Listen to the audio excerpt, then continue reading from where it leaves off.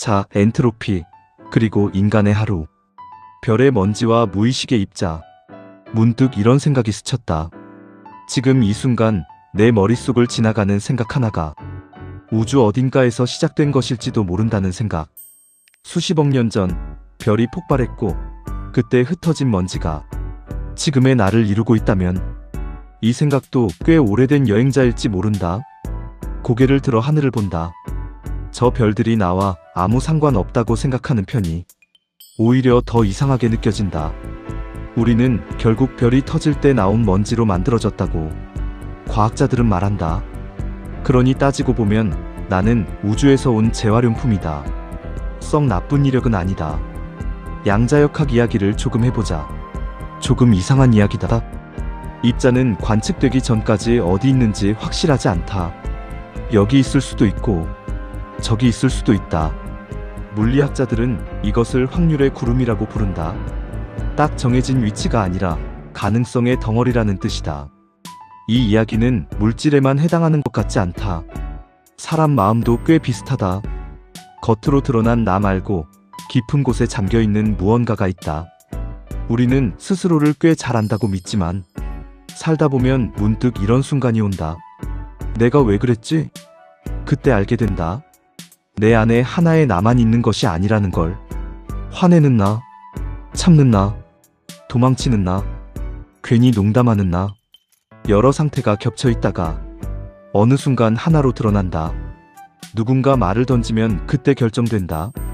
오늘은 참을지 아니면 버럭할지. 이쯤 되면 분명하다. 우리는 돌처럼 단단한 존재가 아니다. 조금 흔들리고 조금 불확실한 에너지의 형태에 가깝다. 그게 꼭 나쁜 일은 아니다. 확실하지 않기 때문에 사람은 변한다. 가끔은 자기 자신도 놀랄 선택을 한다. 괜히 밤에 하늘을 오래 바라보는 것처럼. 아침에 일어나면 방은 이상하게 어질러져 있다. 어제 분명 정리했는데 책은 삐뚤어져 있고 옷은 의자에 걸려 있다. 세상은 가만두면 항상 흐트러진다. 물리학에서는 이것을 엔트로피라고 부른다.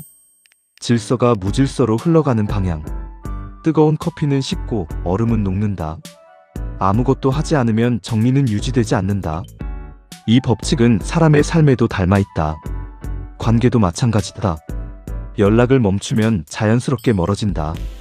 대화가 줄어들면 집 안 공기는 묘하게 굳는다. 아무도 화내지 않았는데 조용히 어긋난다. 사람의 마음도 에너지를 넣지 않으면 금방 가라앉는다. 가장 안정한 상태.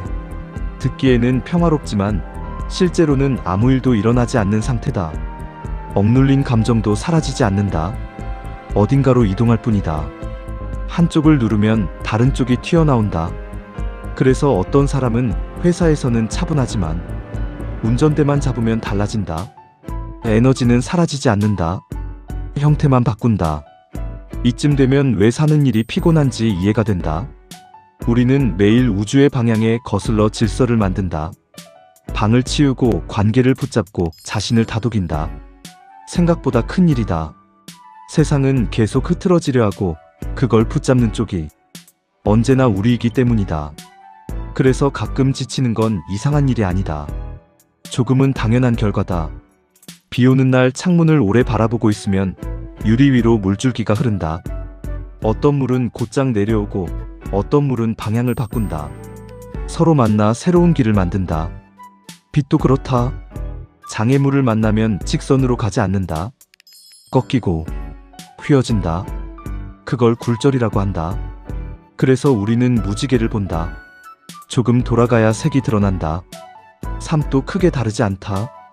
세상은 직선을 좋아한다. 계획, 성공, 효율. 마치 고속도로처럼.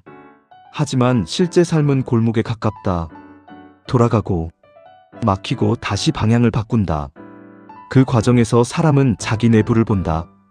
무엇을 싫어하는지, 어디서 자꾸 멈추는지, 어떤 선택을 반복하는지.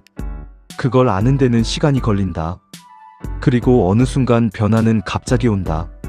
오래 멈춰있던 것처럼 보이다가 하루아침에 방향이 바뀐다. 마치 끓기 직전까지. 조용하던 물처럼. 지금의 답답함은 어쩌면 그 직전의 상태일지도 모른다. 에너지가 조용히 쌓이고 있는 시간. 그리고 어느 순간 툭 하고 넘어간다. 지금 창밖에는 바람이 조금 분다. 전선이 가볍게 떨린다. 윙. 아주 작은 소리. 이런 순간에는 생각이 자연스럽게 멈춘다. 우주는 여전히 움직이고 나는 잠시 서 있다.